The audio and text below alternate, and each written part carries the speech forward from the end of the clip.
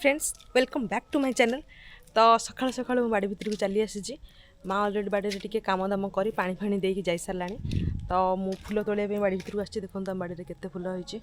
सहर बजार तो एतिक फूल किणापी मिनिमम 10 टका मैक्सिमम आप जिते टका आप किनीपर। तो आम बाड़ी देखो केते सारा फूल होती। गेंडू फूल से चंपा फूल भी होती, मंदार फूल भी होती। एठी भी गोटे मंदार फूल गछ अच्छे।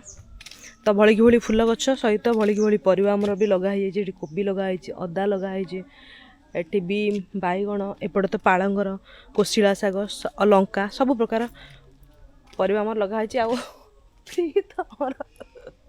अमृतभंडा एकदम सबुबले सबुबले अच्छे। तेणु दिन भितर मुझे कौन कौन कली केते एक्टिविटीज कली केते घर काम कली एबे तो मुझे बस पढ़ाऊँगी।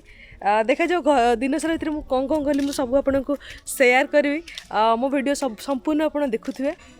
तेरे चलतु बाड़ी घर किसी कम करना तेरे मु कौन करुच्चे दिन सारा भितर निहाती आपको जनइबी।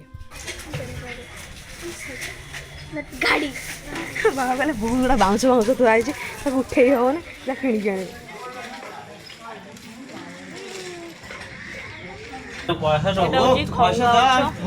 प्राइस हूँ 400 रुपीज। तो माछ मार्केट मुझे फाइनाली आसी जाइए माछ नापी कुकुड़ा ये ओजन हो 2 किलो 80 ग्राम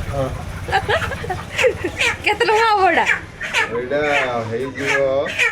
250 260 बिल्कुल तो बढ़े कि कहबनी 265 टका होउची 265 आउटे कमे कि ना कहबो तो ए ताके चिकन नहीं सारी चलते ए पुणी बाहरी जा रूम।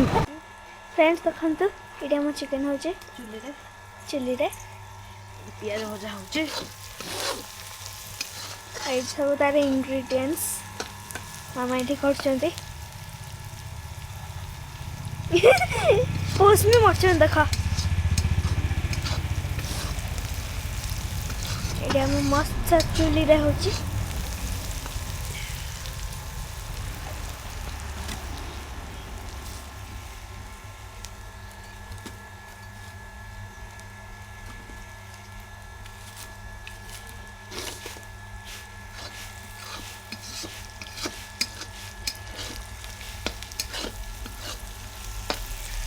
सेठी आमर मसला कसा चलची आमर अब चिकन बनीगला और चिकन पड़ी कषा चलचे कसा बन के रेडी हो सारा।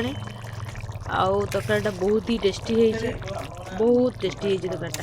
चुली तरकारीटा आप ये भी खाई जानते चुली तरकारीटा केते टेस्टी होता है। कषा आम खाइलु मस्त टेस्ट था पहुँची जाइए। चिकेन बहुत ही टेस्टी है चुली रोसई है। फ्रेंड्स आम यदि कंपेयर करवा गाँव थंडा और सहर थंडा सीरियसली गाँव थंडा बहुत बेसी। गाँव में बहुत ठंडा लगुच सहर तो एत ठंडा लगे जो भुवनेश्वर रोली मैंने सीरियसली एत ठंडा तो केवे मु देखनी एत ठंडा बट गाँव में बहुत ठंडा लगुच। मोर संध्या बेलू इच्छा हो ब्लांकेट भितर बसी जावाई। जहाँ भी हो आज दिन वीडियो मोर एतिकी देखा आप नेक्स्ट वीडियो आज बाय बाय।